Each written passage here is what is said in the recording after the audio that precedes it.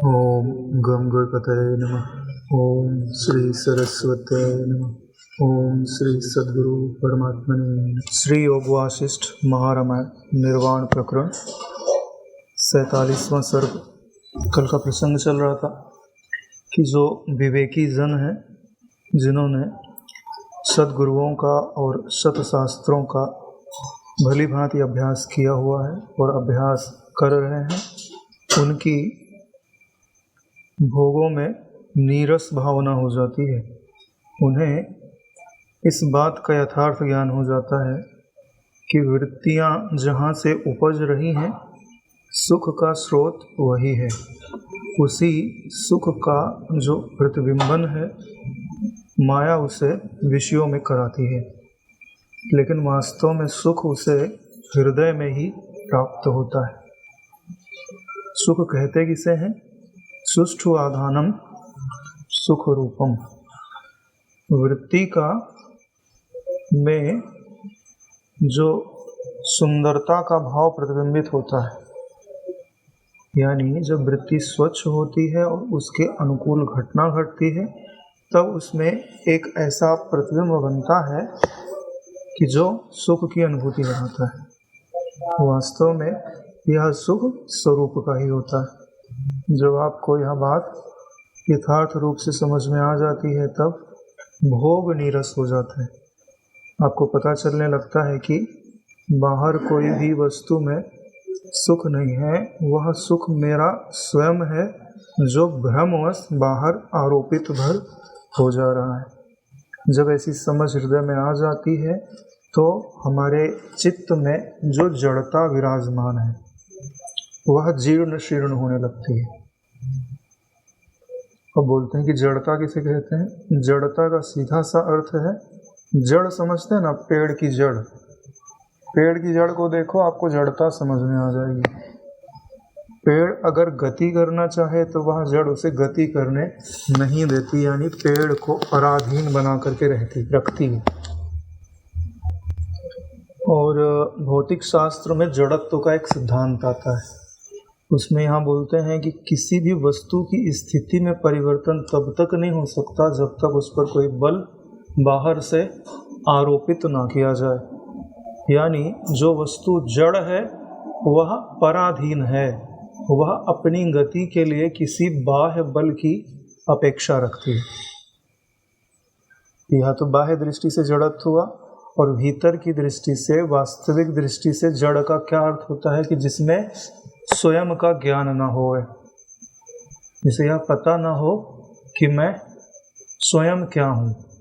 दूसरे का ज्ञान हो सकता है, लेकिन वह भी स्वतंत्र रूप से नहीं। जैसे कंप्यूटर में नॉलेज तो है, लेकिन कंप्यूटर उस नॉलेज का उपयोग स्वयं के लिए नहीं कर सकता, या उसे यह नहीं पता है कि मैं स्वयं कंप्यूटर हूँ। तो बोलते हैं कि जिसमें उत्तम वैराग्य उत्पन्न हो जाता है, उसकी जड़ता जीर्ण शीर्ण होने लगती है। तो जड़ता जीर्ण शीर्ण होने का क्या अर्थ होता है कि जो जड़ चीज़ें हैं उनसे जो तदात्म्य है, वह जीर्ण शीर्ण होने लगता है। भाई शरीर तो वैसे का वैसे रहेगा ना, मन वैसे का वैसा रहेगा, उसमें जड़ता विदा हो रही, इसका मतलब है कि जो इनसे जुड़ाव है वह खत्म हो रहा है ना, नष्ट हो रहा है। जड़ता टूटने का यही अर्थ होता है। और जब जड़ता टूटने लगती है एक सीमा के पश्चात, जो ये शरीर जड़ दिखाई देते हैं ना, आगे जा कर के इनकी जड़ता भी समाप्त हो जाती है। यानी जो शरीर अज्ञानी के लिए जड़ रूप है, वही शरीर ज्ञानी के लिए चिन्मय हो जाता है, अंतवाहक हो जाता है। अंतवाहक शरीर का मतलब होता है मनोमय शरीर, यानी अब उसमें उसको रोकने वाला कोई नहीं है। जहाँ चाहे वहाँ प्रकट हो जाए, देश की सीमा से, काल की सीमा से परे, कहीं भी आए कहीं भी जाए, किसी की पकड़ में आने वाला नहीं है। और प्रारंभ में जो आदि जीव होता है, ऐसा कहा जाता है अपने योग वासिष्ठ में कि प्रारंभ में वो अंतवाहक ही उपजता है, लेकिन भोगों से तादात्म्य होते होते होते होते भोगों का चिंतन इतना ज़्यादा होता है कि वह भोग रूप हो जाता है। आपका ये जो देह है ना, ये दूसरे के लिए भोग रूप है, दूसरे इसका भोग करते हैं। इसमें जो आकृति आपको दिखाई दे रही है, दूसरा नेत्र से इसका भोग करता है, आपका हाथ पकड़ के स्पर्श से आपका भोग करता है, आपके शब्दों को सुन रहा है तो आपका भोग ही तो हो रहा है, ग्रहण कर रहा है ना आपको इंद्रियों के माध्यम से। इंद्रियों के माध्यम से जो भी चीजें आप ग्रहण करते हैं उस वस्तु का भोग ही कर रहे हैं आप। तो अगर जीर्णता, अगर जड़ता को व्यतीत करना है तो जो जड़ वस्तुएं हैं उनसे जो लगाव है वो छोड़ना पड़ेगा। यही कल जो हमने श्लोक पढ़ा था उसका सारांश था। आगे 28वां श्लोक है, उसमें कहते हैं अनंतर यानी बाद में, ऐसा उपलब्ध होने के बाद, जैसे स्वास्थ्य चाहने वाला पुरुष वैद्य की शरण लेता है, वैसे ही अपने भावी अधिक कल्याण के लिए स्वयं ही वह सज्जनों की शरण लेता है। जैसे कोई बीमार व्यक्ति होता है तो रोग, बीमारी उसको दुख देती है ना, तो दुख की निवृत्ति के लिए वो वैद्य की शरण लेता है। ऐसे ही जो विवेकी पुरुष है, विवेकी पुरुष किसको बोलते हैं? जिसको पता होवे कि मुझमें रोग है, उसको लगे कि भाई हमको दुख हो रहा है, दुख हो रहा है।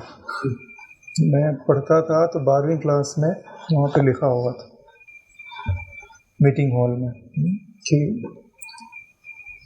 जो अपनी बीमारी को बीमारी मानता है उसका तो इलाज संभव है, लेकिन जो अपनी बीमारी को ही दवा मानता है ना, उसका इलाज संभव नहीं है। पहले ये तो पता हो कि हमको संसार रूपी रोग लगा हुआ है। बोले ऐसा कैसे हो सकता है? इतना बड़ा संसार है, आप उसको रोग कहते हो और वो हमको कैसे लगा हो सकता? हम तो संसार के भीतर है। ऐसा नहीं है ना, ये संसार आपके हृदय में है। स्वस्थ व्यक्ति होता है और बाहर से कोई बैक्टीरिया उसके शरीर में आ जाए तो बुखार ला देता है, टीबी ला देता है। ऐसे ही हम आत्म स्वरूप में भली भांति सुखित है, फिर संसार रूपी बैक्टीरिया हमारे हृदय के अंदर घुस गया और उसने नाना टुकड़ा कर दिया। उस आनंद को, उस शांति को, उस अद्वैत स्थिति को उसने चलित कर दिया नारायण। संसार रूपी रोग लगा, बार बार नहीं बोलते हैं संसार रूपी विसूचिका लगी हुई है। अब इसको आत्मविद्या रूपी औषधि से निवृत्त किया जाए तो फिर से वही स्वस्थ स्थिति प्राप्त हो सकती है। अगर आपको इसका प्रमाण देखना है तो वशिष्ठ जी जब जन्मे थे ना, तो उस समय जो योग वासिष्ठ में उनका वर्णन है वो पढ़िए। आपको लगेगा कि भाई वशिष्ठ जी जब जन्मे थे तो उनकी दृष्टि में क्या था, और जब उनको अज्ञान स्वीकार करवाया गया तो उनकी दृष्टि में क्या परिवर्तन हो गया। वो समझेंगे तो तुरंत समझ में आ जाएगा कि यह संसार रूपी रोग जब हृदय में प्रवेश करता है तो दृष्टि बदल कैसे जाती है। ये देखो, इन सब चीज़ों को जो दिया गया है ना, इसीलिए तो दिया गया है कि अपने चित्त में जो क्लियरिटी होनी चाहिए वो एकदम स्पष्ट हो जानी चाहिए कि ये वस्तु ऐसी है, इसके आने से चित्त में ये परिवर्तन हो जाता है। समझेंगे तभी तो निकाल पाएंगे। इसलिए बोलते हैं कि अगर आपको अपना अधिक कल्याण करना है, विवेकी शब्द है यहाँ पे, इसके लिए अधिक कल्याण का वर्ड आया है। अगर विवेकी नहीं लिखा होता तो सिर्फ कल्याण के लिए आता, क्योंकि विवेकी ने तो अपना अधिक बहुत कल्याण कर रखा हुआ है। अगर उसे और अधिक कल्याण करना है तो सज्जनों की संगति करनी चाहिए, सज्जनों की शरण लेता है। बोले सज्जन किसे कहते हैं नारायण? जो शाश्वत तत्व के विचार को धारण करे, ऐसा व्यक्ति सज्जन कहलाता है। क्योंकि सज्जन की तो वास्तविक परिभाषा उसी के लिए आ सकती है जिसने ब्रह्म तत्व का अनुभव किया हुआ हो, या अनुभव करने के मार्ग में भली भांति लगा हुआ हो। भाई सज्जन का बाह्य अर्थ तो हम ऐसे ले लेते हैं जिसका आचरण अच्छा हो, भाई गाली ना देता हो, शिष्टाचार पूर्वक रहता हो, बोले बड़े सज्जन है। हाँ, इंग्लिश में जेंटलमैन बोलता है, तो उसका बाह्य अर्थ है। भीतरी अर्थ क्या होता है कि जो सत तत्व को धारण करने वाली बुद्धि को अपने भीतर धारण करता है, उसको सज्जन बोलता है। नहीं तो यहाँ सज्जन शब्द लिखा ही नहीं। यहाँ पे आपको शिष्टाचार सिखाने के लिए, सज्जनों की शरण लेने के लिए नहीं बोला जाना रहा है, आपकी वृत्ति को ब्रह्माकार बनाने वाले व्यक्तियों की शरण लेने के लिए बोल रहे हैं। देखो शरण शब्द लिखा हुआ है, संगति में और शरण में एक अंतर होता है। संगति में तो आप समकक्ष होकर भी बैठ सकते हो, लेकिन शरण में आप समकक्ष होकर के नहीं बैठ सकते। आपको उन्हें ऊपर बिठाना पड़ेगा और स्वयं को नीचे बिठाना पड़ेगा, क्योंकि जल के प्रवाह का यही नियम है कि जल ऊंचाई से नीचाई की ओर गति करता है।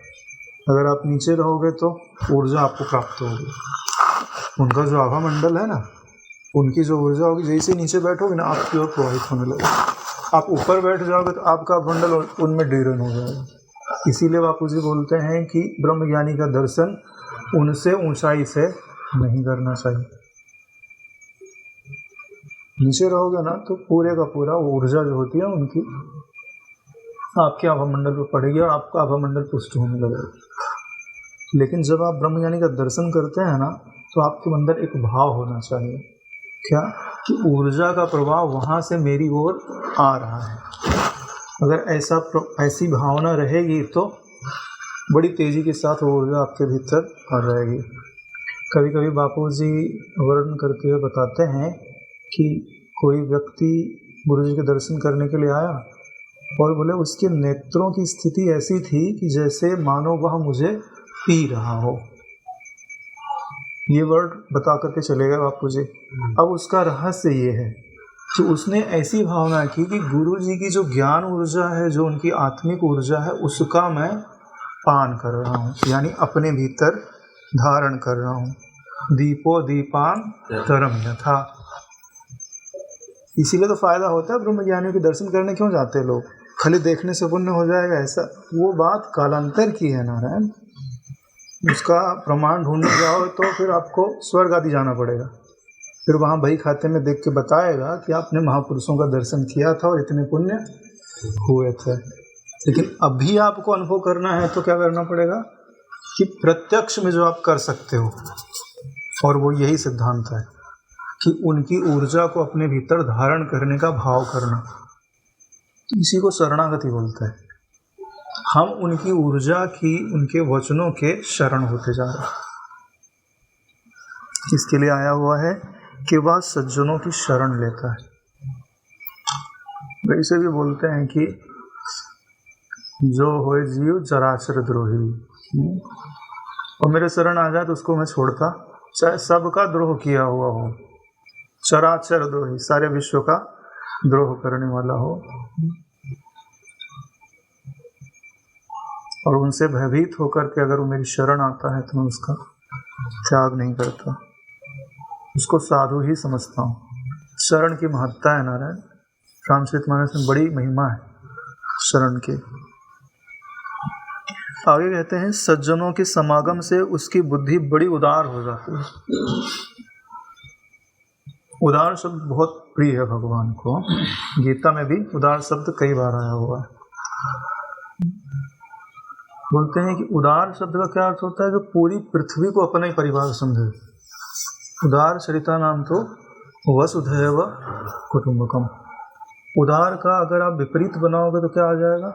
संकुचित। जब यार पूरे विश्व को तुम अपना स्वरूप अनुभव करना चाहते हो तो आपको उदार होना पड़ेगा कि नहीं होना पड़ेगा? ये अच्छा है, ये बुरा है, ये तो बिल्कुल नहीं चलेगा। जब आप ये दृष्टि रखोगे तो आप इसको उदार थोड़ी बोलते हैं। जो सबको अपने भीतर समाहित करने की सामर्थ्य रखे उसी को उदार कहा जाता है। जैसे प्रारंभ में तो जब हम विवेक करते हैं तो हम तमोगुणी वृत्तियों को छोड़ देते हैं, रजोगुणी को छोड़ देते हैं, आगे चल करके सतोगुणी को भी छोड़ने का प्रयास करते हैं, ठीक है। लेकिन छोड़ते कहाँ हो? अंतःकरण में। वो अंतःकरण का अधिष्ठान कौन है? तुम हो नारायण। तो तुम क्या उसे छोड़ सकते हो? नहीं छोड़ सकते नारायण। जैसे आकाश बुरे से बुरे व्यक्ति को चाहे तो भी नहीं छोड़ सकता है, ऐसे ही आप किसी को छोड़ ही नहीं सकते। फिर केवल उदार बुद्धि हो सकते हो कि मुझ में है तो पड़े रहे, कल्पना मात्र ही तो है, इनसे मुझे कोई हानि नहीं है। इसी को उदार बुद्धि बोलते हैं नारायण। अभी मैं बोल रहा हूँ कि अगर आपको आत्मज्ञान पाना है तो बहुत सारी चीज़ों का बलिदान देना पड़ता है। जैसे अभी आप हिंदू अपने आप को मानते हो तो मुसलमानों से बैर, सच्चाई, या जो हिंदू धर्म के पराभव में लगे हुए हैं उन ईसाइयों से बैर, वे हमारी संस्कृति को नष्ट करने में लगे हुए हैं। लेकिन जब आप आत्मज्ञान का स्पष्ट रूप से विचार करोगे तो क्या पाओगे? मुसलमानाकार वृत्ति और ईसाईकार वृत्ति आपके चित्त में है, और उन दोनों का रूप किसने धारण करके रखा हुआ है? आपके चित्त ने। अब बोलो, उदार बुद्धि होगे तब समझोगे कि ये वृत्ति मात्र हैं, उपजेंगे और मिट जाएंगे। अगर उदार बुद्धि नहीं होगा तो उसी अपनी ही वृत्ति से द्वेष करने लग जाओगे। फिर कहाँ से आपको सर्वात्म भाव की प्राप्ति होगी? इसके लिए धर्म के सिद्धांत अलग होते हैं और आत्मज्ञान के सिद्धांत अलग होता है। व्यवहार में आप अपने धर्म की रक्षा के लिए जो यत्न करते हैं वो करिए, उसमें कोई बदलाव करने की जरूरत नहीं है। विचार में नहीं होना चाहिए। यही बड़ी विलक्षणता है इस चीज की। इसलिए क्या लिखा हुआ है? उदार बुद्धि यानी दुष्ट से दुष्ट व्यक्ति होवे, पापी से पापी व्यक्ति भी होवे, लेकिन समझो कि इसका स्वरूप भी मुझसे भिन्न नहीं है। यानी उसको अपने आप में ऐसे मिला लो जैसे गंगा जी सारे पापों को लेती हैं और क्षण मात्र में नष्ट। आत्मज्ञान में यह बल होता है नारायण कि वृत्ति में जो रजोगुण है, जो तमोगुण है और जो सतोगुण है, तीनों गुणों को धो डालती है। कौन? आत्मज्ञान को गंगा। और जैसे ही धो डालेंगे ना वैसे हो जाएगा चित्त निर्मल। जैसे चित्त निर्मल हो जाएगा वैसे समझ लो कि जो देखने वाला है उसी में दिख रहा है, और जो दिख है वो कल्पना मात्र है, शून्य रूप है। अद्वैत तत्व में स्थिति हो जाएगी। इसलिए बोलते हैं कि सज्जनों के समागम से उनकी बुद्धि बड़ी उदार हो जाती। अगर शास्त्रों में ये वचन पढ़ने को नहीं मिलते, गुरु मुख से सुनने को नहीं मिलते, अपन विचार नहीं करते, तो क्या बुद्धि उदार हो जाती? संभव ही नहीं है नारायण। बचपन से ही भेद के संस्कार डाले गए। यहाँ भाई भाई में नहीं पड़ती है, और यहाँ हम पूरे विश्व का जो भेद है अपने चित्त में डालते हैं और अभेद स्थिति हो जाती है। आश्चर्य नहीं है? उदार बुद्धि होकर वह उपनिषदों के महावाक्य अर्थ के विचार में ऐसे डूब जाता है जैसे अत्यंत प्रसन्न सरोवरों में महान हाथी डूब जाता है। सरोवर में अगर बहुत बड़ा हाथी हो और उसके अंदर चला जाए, प्रवेश कर जाए, तो बाहर से हाथी दिखेगा क्या? डूब गया नारायण। उसका बड़प्पन तब तक था जब तक वो बाहर खड़ा था। ऐसे जो तत्व को धारण करने वाला विवेकी पुरुष है वो वेदों के जो महावाक्य हैं, 4 महावाक्य है ना, ऋग्वेद की ऐतरेय उपनिषद प्रज्ञानम ब्रह्म, यजुर्वेद की बृहदारण्यक उपनिषद अहम ब्रह्मास्मि, सामवेद की तत्त्वमसि, अथर्ववेद की अयम आत्मा ब्रह्म। सामवेद की जो उपनिषद है उसका नाम बृहदारण्यक है, और अथर्ववेद की जो उपनिषद है उसको मांडूक्य कारिका। ये क्रम ही है। सबसे पहले आपको आपके गुरु जी क्या बोलते हैं? प्रज्ञानम ब्रह्मा, जो सब को जानता है, जिसमें सब दिखाई दे रहा है, वह प्राज्ञ तो ब्रह्म है। तब जब सुन लिया उसने तो उसने उसको आत्मसात किया, और फिर अपने अनुभव से बोलता है कि गुरु जी जो मैं अभी अपने आप को अनुभव कर रहा हूँ, क्या वही ब्रह्म मैं हूँ? अहम ब्रह्म अस्मि। लास्ट में क्वेश्चन मार्क लगा, क्या वही मैं हूँ? तो गुरु जी कन्फर्म करते हुए कहते हैं हाँ बेटा, तत् त्वम असि, हाँ वही ब्रह्म तू है। फिर बोलता है कि अच्छा, तो ये जो अद्वैत आत्मा है, अयम आत्मा, बोले यही तो परिशुद्ध है, यही तो ब्रह्म है। बोले हाँ, हो गई स्थिति। यही 4 वेद आपको 4 महावाक्य के अर्थ देते हैं, और जब आपको आत्म समाधि उपलब्ध करनी होती है तो इन्हीं वाक्यों के अर्थ में ऐसा डूबना चाहिए कि बाहर से आपका कोई पृथक अस्तित्व ना रहे, रहे तो केवल जल रहे, रहे तो केवल महावाक्य का अर्थ रहे, आपका नाम और रूप। जैसे हाथी का गायब हो गया ना जल के अंदर, चलो हाथी तो 5 फुट का है, डेड बॉडी बाद में निकाली जा सकती। मान लो वही हाथी बर्फ का हो गए तो उसके अंदर जाएगा तो फिर वापस नहीं आएगा, ठीक है। तो वैसे भी पृथ्वी तत्व जो होता है ना, वो जल तत्व से उत्पन्न हुआ माना जाता है। तो जो हाथी आपको दिख रहा है ना, बहुत समय तक अगर पड़ा रहा, कितनी मछलियाँ मरती होंगी बड़ी बड़ी, फिर पानी में ही गल जाती होंगी। तो हमको भी ऐसे ही इन महावाक्य के अर्थों में डूबने का अभ्यास करना चाहिए। ये जो महावाक्य के अर्थ है ना, यही आपकी वृत्ति को ब्रह्माकार बनाता है। आपकी वृत्ति में अभी देहाकारता की प्रधानता है। मैं बोलता हूँ, मैं सुनता हूँ, मैं चलता हूँ, मैं खाता हूँ, मैं पीता हूँ, मैं सोता हूँ, फिर उठ गया तो मैं जग गया, आपको पता नहीं चल रहा है, लेकिन आपकी वृत्ति में यही परोसा जा रहा है। व्यवहार के लिए रहता है, अच्छी बात है, लेकिन आत्मनिश्चय के लिए यह नहीं रहना चाहिए। इसके लिए सोने के पहले एक बार सिंहावलोकन करके सारी क्रियाओं को देह पर रख देना चाहिए। भाई जगा देह था, मन से, मन के जगने पर ऐसा लगा कि देह जगता तो मैं सोता भी नहीं। शरीर इधर उधर आश्रम में घूम के सेवाएं किया, कर्म इंद्रियों ने लिया दिया, ज्ञान इंद्रियों ने उसको ज्ञान परोसा, मन बुद्धि ने अपने संस्कारों के अनुसार सात्विक थी तो सात्विक, राजस थी तो राजस कर्म किए, उन सब का मैं प्रकाशक हूँ। यानी ये सारे दृश्य प्रकृति में घटित हुए, मैंने सिर्फ उसको देखा भर है। देखने वाले को न पाप लगता है न पुण्य लगता है। अगर देखने वाले को ही पाप लगने लगता तो सभी पापी हो जाता है, क्योंकि पापियों को किसने नहीं देखा होगा, रोज इतने सारे लोगों को दिखाई देता है, देखने से पाप पुण्य नहीं लगता है। एक तरह से ऐसा हुआ कि असत्य ही जो है क्रियाएं कर रही है, असत्य ही क्रियाएं कर रही है। जो नहीं है असत मतलब ना सतो विद्यते भावः, ना भावो विद्यते सुखः। यानी ये जो दृश्य आपको दिखाई दे रहा है, ये है क्या? नहीं है ना, ये आपके चित्त के होने से भासते हैं। चित्त नहीं है तो बुद्धि के रूप में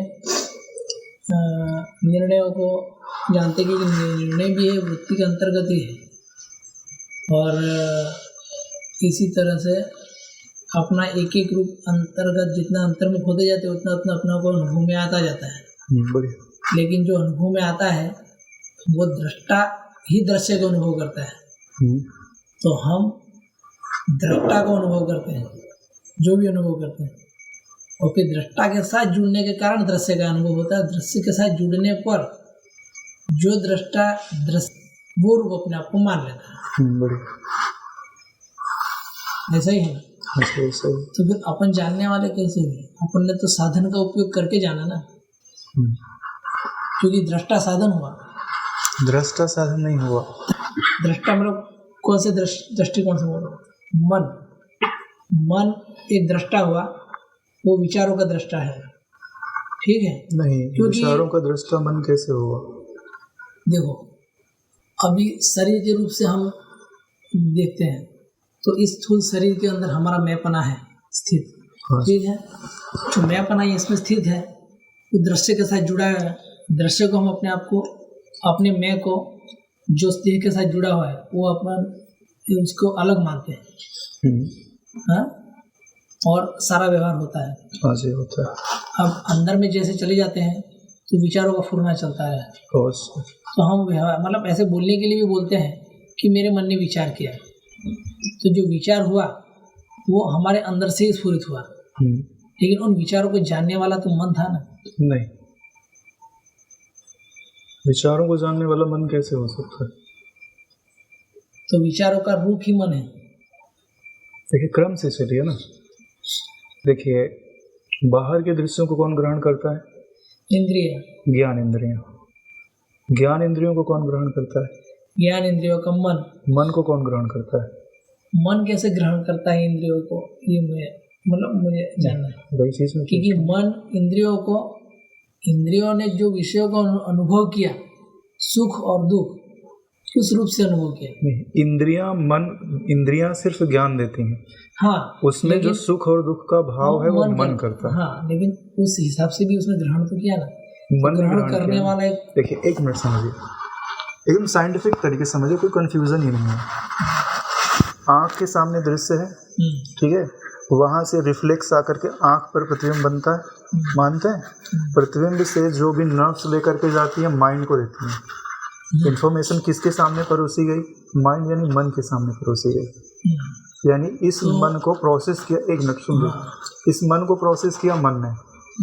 अब मन ने इसमें देखा कि यह जो क्रियाएं हुई हैं क्या मेरे अनुकूल है या मेरे प्रतिकूल है। अगर अनुकूल या प्रतिकूल होती है तो उसमें अनुकूल हुआ तो सुख का भाव उसमें उत्पन्न हो जाता है, प्रतिकूल होता है तो दुख का भाव उत्पन्न हो जाता है। तो ये हो गया मन, ठीक है। मन से सूक्ष्म होती है बुद्धि। अगर आपने देखा कि अनुकूल में अच्छा लगने लग गया तो बुद्धि ने, अगर सत्संग वाला है, विचार वाली, तो उसने बोला कि भाई तू गलत जगह से भाव लेकर के सुखी हो रहा है। यानी ऐसा कहा जाता है कि मन के विचारों को नियंत्रित करने वाली और देखने वाली बुद्धि वृत्ति होती है, कहा जाता है, ऐसा है नहीं, ठीक है।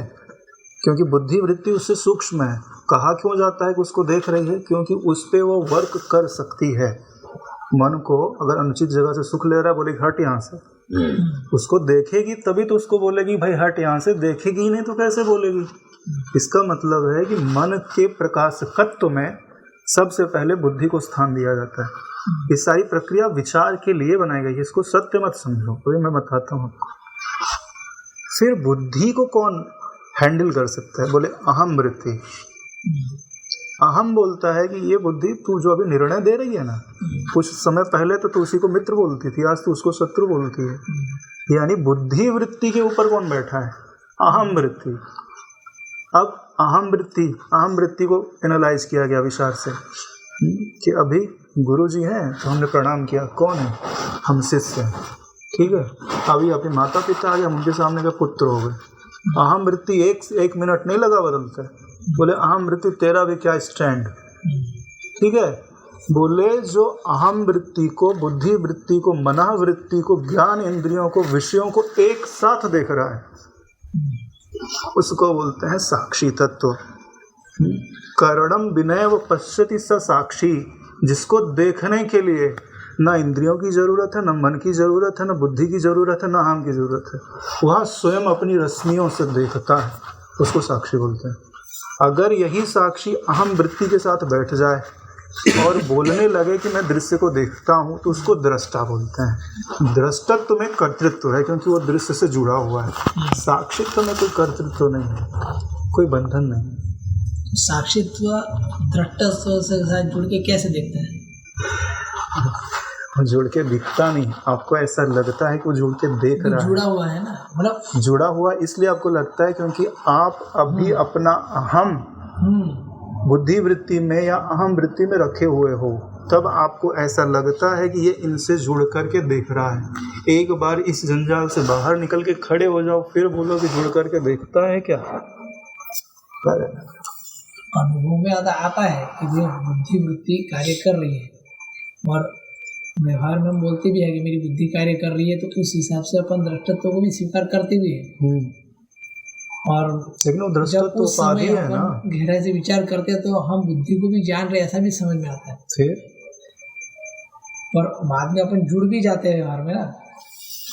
तो जुड़ जाओ या जुड़ाव हो गया, फिर अलगाव हो गया, फिर जुड़ाव हो गया, फिर अलगाव हो गया। इनको जुड़ने दो और हटने दो, ठीक है, लेकिन विचार काल में इनको स्वीकार मत करो। हाँ, ये महत्वपूर्ण है। ये महत्वपूर्ण है क्योंकि बिना जुड़े तो व्यवहार होगा ही नहीं। हाँ, अब व्यवहार से अतीत तो रह ही नहीं सकते। अरे कोई बोले कि मैं साक्षी तत्व में खड़ा होकर व्यवहार करता हूँ ना, तो झूठ बोल रहा है। 100% अगर साक्षी में तुम खड़े हो गए ना, तुम्हारी इंद्रियां हिल नहीं सकती नारायण। हाँ, मतलब विचार करने पर आपको महसूस हो जाएगा उसी समय। हाँ, मैं इनसे अलग हूँ, यही मैं इनसे अलग हूँ। जैसे आपने दर्पण लगा के रखा हुआ है गाड़ी के अंदर, ठीक है, गाड़ी चला रहे हो तो तदात्म किए हुए हो कि भाई यहाँ गाड़ी चल रही है, तो जैसे ही गाड़ी शांत होती है वैसे दर्पण में देख लेते हो कि हाँ ये मैं हूँ, पहचान में आ जाता है कि गाड़ी मैं नहीं हूँ। ऐसे ही अंतःकरण में एक दर्पण लगाया जाता है, आत्माकार वृत्ति का। जब हम इस अंतःकरण में बैठ के इस गाड़ी को चलाते हैं तो जब हम भूलने लगते हैं ना कि हम कौन हैं इस गाड़ी के साथ, कहीं गाड़ी ही तो मैं नहीं हूँ। गाड़ी को पार्क करते शांति से, चलते हुए मत देखो, एक्सीडेंट हो जाएगा। गाड़ी को करो पार्क शांत, यानी कि इंद्रियों को रोक दो और फिर देखो अंतःकरण मैं कौन हूँ, तुरंत बताएगी अरे भैया तुम प्रकाशक हो नारायण, साक्षी तत्व हो, देखने वाले हो। ये तो तुम्हारा प्रतिबिंबन पड़ रहा है। जैसे थाली में पानी भर दिया जाए तो उसमें चंद्रमा का प्रतिबिंबन पड़ता है ना, तो जो प्रतिबिंब चंद्रमा का पड़ रहा है वो यह बोल सकता है कि मैं व्यवहार करता हूँ, लेकिन जो बिंब है वो कैसे बोलेगा कि मैं व्यवहार करता हूँ, क्योंकि एक अंतःकरण में पानी खोल रहा है, दूसरे में शीतल है। तो अगर करेगा अभिमान तो सबका करेगा, नहीं करेगा तो किसी का नहीं करेगा। व्यवहार में और ऐसे वैसे भी हमें ऐसे अपन विचार करते तो लगता तो है ही, और महसूस भी होता है कि हम साक्षी है, अलग है। दृश्य दृष्टया हम दृष्टा के रूप में महसूस होते हैं। दृष्टा तो के साथ जुड़ने पर हम दृष्टा रूप अपने आप को महसूस करते हैं, परंतु विचार करने पर फिर हमको अलग होने का महसूस होता है। फिर बाद में अपना विश्रांति आ जाती है कि हाँ भाई ये सही है। लेकिन जैसे व्यवहार में आओ तो जुड़ता भी है, जुड़ने के बाद आपको अलग भी होना है।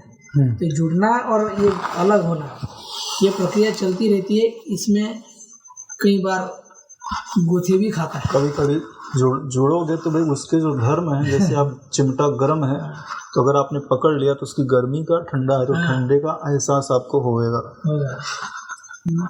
देखिए ये तब बात अपने को संशय मन में होता है कि हम कौन सी दिशा में जा रहे हैं, कहाँ है, हमको परफेक्ट पता चल रहा है कि नहीं, हम जान रहे हैं कि नहीं। हाँ। उसमें उस पोजीशन में ऐसा महसूस होता है, लेकिन फिर बाद में हो भी जाता है। लेकिन फिर वापस तो फिर मेरे को योग वशिष्ठ का एक वाक्य याद आता है। वशिष्ठ जी बोलते हैं, हे राम जी, व्यवहार में जब होते हैं तब ये सत्य की नहीं भासता है, पर जब उस आत्मा का विचार करते हैं तब कुछ नहीं है। तो इस वाक्य के अनुसार वशिष्ठ जी ने जो बोला है व्यवहार काल में, और अपना वशिष्ठ जी का भी अनुभव है ये चीज कि उन्होंने भी बोला है कि, और उनको भी लगता है कि व्यवहार में हम ऐसा होते तो ऐसा हो जाते हैं, लेकिन अपने स्वरूप में आने पर कुछ नहीं भासता है। तो अपने स्वरूप में आना, बार बार आना, ये महत्वपूर्ण है और ये जरूरी भी है। क्योंकि जैसे अभी बोले कि चिमटा पकड़ो तो गर्म तो लगता ही है, ऐसा है। अगला श्लोक है, यानी कि ये जो हमने पढ़ लिया इसमें समझ ये लिया कि महावाक्य के जो अर्थ होते हैं उनमें गोता लगाना चाहिए, और ऐसे लगाना चाहिए कि हमारा जो चित्त का स्वरूप है उसमें लीन होकर के चैतन्य रूप हो जाए।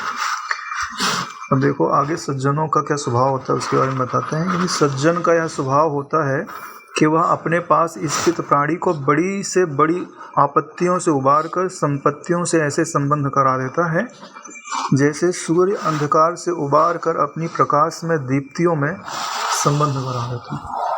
उन्होंने बोला था ना कि आपको अगर महावाक्य के अर्थ में डूबना है तो सज्जनों की शरण लीजिए। जब सज्जनों की शरण लेंगे तो सज्जनों का स्वरूप क्या होता है, सज्जन किस कहते हैं किसको है?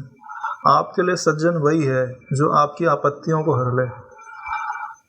अरे आपकी दुख चिंता सुने ही नहीं तो सज्जन कहेगा, वो अपने लिए सज्जन होगा, आपके लिए तो हाँ भाई पराये पुरुष हो। सज्जन आपके लिए वही है जो आपके दुख का निवारण करे, आपकी जिज्ञासा सुने, आपकी समस्या सुने और आपकी समस्या को हल करे। और आपकी समस्या क्या है पता है? चिज्जड़ ग्रंथि, यही समस्या है जिसको हम जितना खोलने का प्रयास कर रहे हैं उतना ही दृढ़ होते जा रहे। लिखा है बड़ी से बड़ी आपत्तियों से उबार लेता है। वैसे आपत्ति किसे कहते हैं पता है? रामचरितमानस में क्या बोलता है? विपत्ति क्या है? हाँ, मतलब उस तत्व की जब स्मरण ना होवे वही विपत्ति है।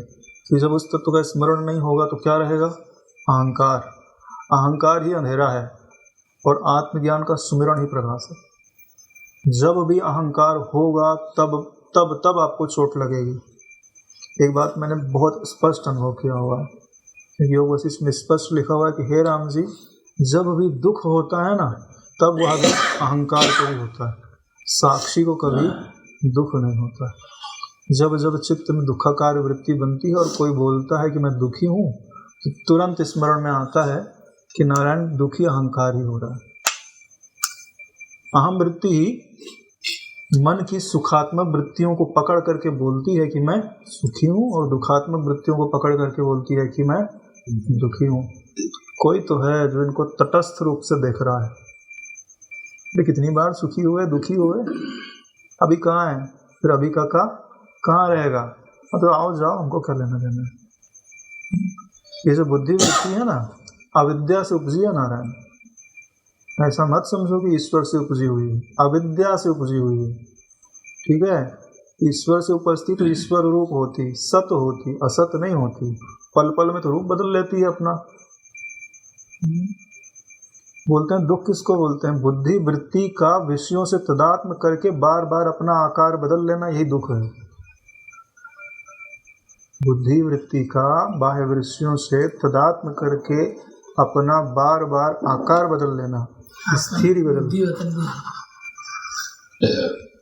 जितना भी आपको अनुभव हो रहा है उन सब पर साइन बुद्धि का है। जब तक बुद्धि साइन नहीं करे आप दुखी नहीं हो सकते।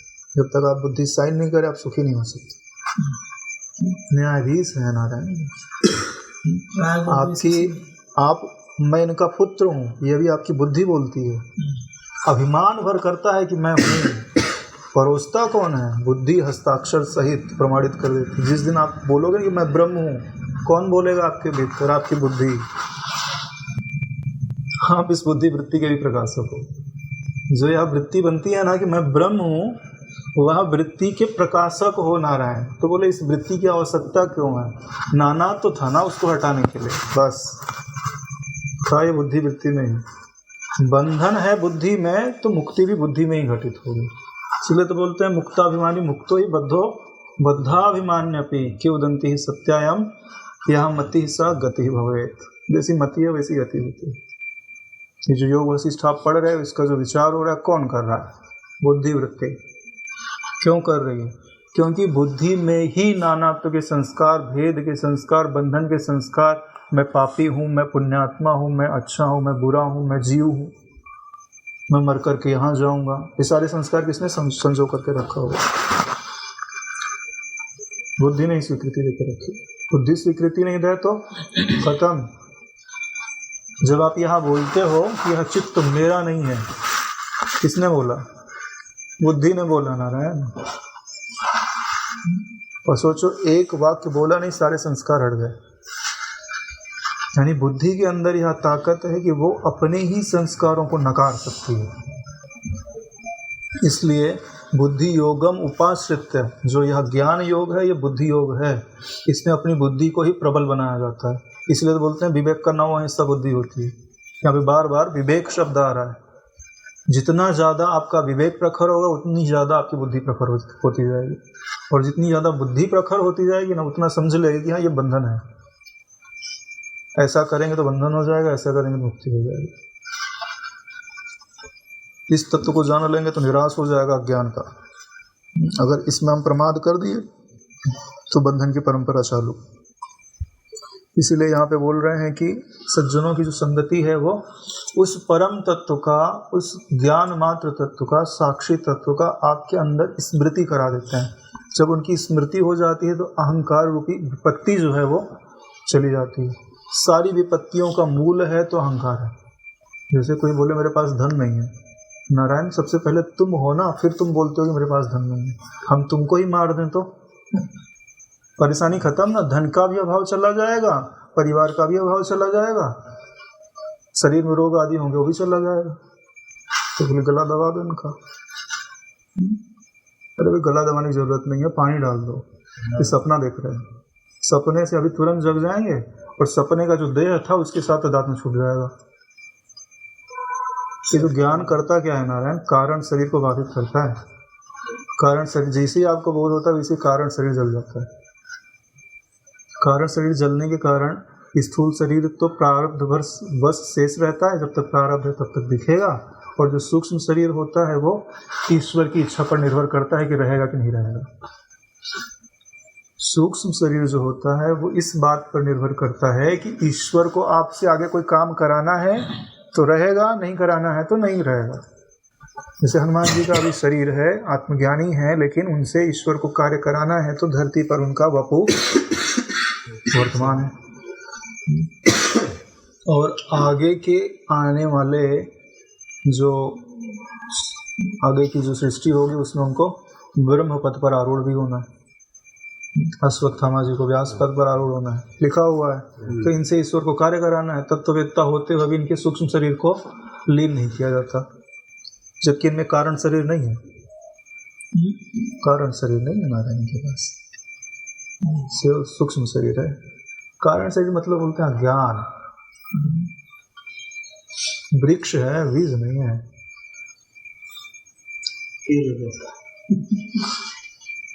इसका बात समझ रहे हैं? जिनके पास सूक्ष्म शरीर होवे और कारण शरीर ना हो, ऐसा वृक्ष जिसमें बीज नहीं लगेगा, यानी उसकी परंपरा नहीं चलेगी। फिर आगे कैसे ब्रह्मपद कैसे संभालेगा, बीज नहीं है? देखिए, ये जो बीजत्व की परंपरा होती है ना, ये कर्म सिद्धांत के अनुसार चलती है।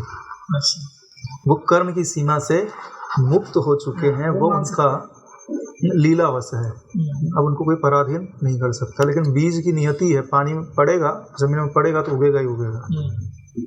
स्वतंत्रता नहीं है उसके पास, अज्ञान अवस्था है। अज्ञान अवस्था। कल हम लोगों ने पढ़ा था, सज्जनों का यह स्वभाव है कि वह अपने पास स्थित प्राणी को बड़ी बड़ी आपत्तियों से उबार कर संपत्तियों से ऐसे संबंध करा देता है जैसे सूर्य अंधकार से उबार कर अपनी प्रकाश में दीप्तियों में संबंध करा देता है। इसका तात्पर्य ये समझा था हम लोगों ने कि यदि आपको अपना कल्याण करना है तो जो सज्जन लोग हैं, जिनके संग से आपका विवेक प्रखर होता है, आपका देह भाव छूटता है, ब्रह्म भाव से परिचय होता है और ब्रह्म भाव धीरे धीरे बढ़ने लगता है। देखिए, एक बात एकदम यथावत समझ लीजिए कि बिना ब्रह्म भाव के कल्याण होने वाला नहीं है।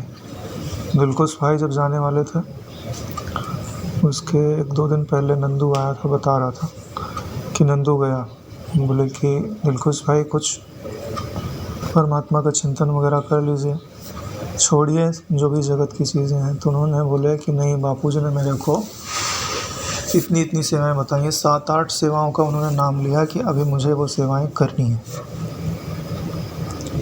तो सोचने की बात है कि मृत्यु शैया पर व्यक्ति पड़ा हुआ है और उसकी जो कर्तृत्व आसक्ति है वो छूट नहीं रही है। ये गुरु सेवा कर्म इंद्रियों के द्वारा कर रहे हो ना, अरे समझो तो सही, सेवा करने की मनाही नहीं है, लेकिन ये तो समझो तुम सेवा करते हो क्या? नहीं तो मरते समय तुमको लगेगा कि मेरी सेवा बाकी है, अभी तुम्हारी सेवा होती है। प्रकृति के एक घेरे में आकर के उसका अभिमान कर लिया और मैं सेवा करता हूँ। काय की सेवा करते हो? 5 तत्व बापूजी से उपजे, ब्रह्म से उपजे और ब्रह्म की सेवा में लगे हुए हैं। तुम एक घेरे में आ गए और अभिमान करते हो मैं इतनी घंटे सेवा करता हूँ। काय की सेवा करते हो? दृग्मात्र तत्व देख रहे हो खाली। अगर गुरु ने सन्मति नहीं दी होती ना तुम्हारे चित्त के अंदर आकर के, तो तुम इस जगह पे आ भी नहीं सकते थे।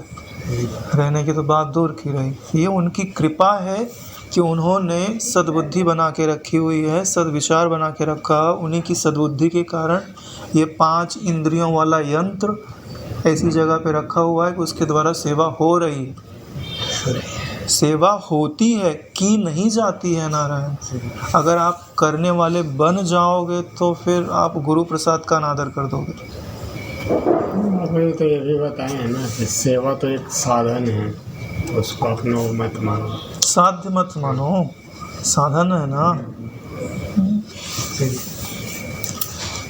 बड़े बापूजी किसी बड़ी ऊंची स्थिति थी, वो कुछ सिल रहे थे, तो बापूजी ने देखा कि ये तो बड़ी ऊंची स्थिति के है। तो उन्होंने जाके पूछा क्या कर रहे हैं आप? तो क्या उत्तर दिया? बोले ये सब हो रहा है, कर रहा हूँ नहीं। करने वाले हम कौन होते हैं? कर्ता भोक्ता महेश्वरः। त्रिलोकान व्याप विश्वात्मा भुंगते विश्व भुग अव्ययः। जो विष्णु तत्व जिसने उपजाया है वही उसका भोग करता है, ना तुम उपजाने वाले हो ना तुम भोग करने वाले हो। ये जो सारी चीज़ें आपको दिखाई देती हैं दृश्य तन मात्रा से उपजी हैं, और आपका नेत्र भी दृश्य तन मात्रा से उपजा है। तो जो जिससे उपजा है वो उसको ग्रहण कर रहा है। दृश्य तन्मात्रा विषय भी बन गई, और दृश्य तन्मात्रा विषय को ग्रहण करने वाली ज्ञानेंद्रिय भी बन गई। उनके बीच में तुम क्यों पढ़ते हो? तुम तन्मात्रा हो क्या कि तन्मात्रा के प्रकाशक हो? बोले ठीक ठीक, निश्चय कर लो कि हो कौन तुम। बाद में तुम कोर्ट कचहरी के चक्कर में पड़ना कि ये मेरा अधिकार था, मेरी प्रॉपर्टी थी, पता चला कि हमारा उस पर अधिकार नहीं था, ना अधिकार चेष्टा कर रहे थे, और पता चला हम पे ही फाइन लग गया। हम जाके FIR कर दिए कि ये प्रॉपर्टी हमारी है, पता चला वो गवर्नमेंट की निकली, और गवर्नमेंट वाले ने उठा करके तुम्हारे ऊपर ही पेनल्टी लगा दिया। जिस अंतःकरण पर, जिस शरीर पर हम अपना अधिकार लगाते हैं कि हमने इतनी भक्ति की, हमने इतनी तपस्या की, हमने इतनी सेवा की, अरे तुम कौन होते हो करने वाले? कब ये रजिस्ट्री हो गए तुम्हारे नाम पे? ये 5 भूत का एक टुकड़ा जो निरंतर बदल रहा है। अरे रोज़ पृथ्वी तत्व अंदर जाता है, रोज़ पृथ्वी तत्व बाहर निकल जाता है, कुछ नया आते जाता है। जैसे पानी में भंवर बनती है ना, तो पानी नया आ रहा है।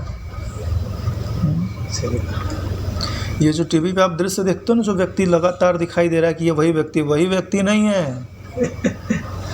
वो बदलते जा रहा है, हर पल बदलते जा रहा है नारायण।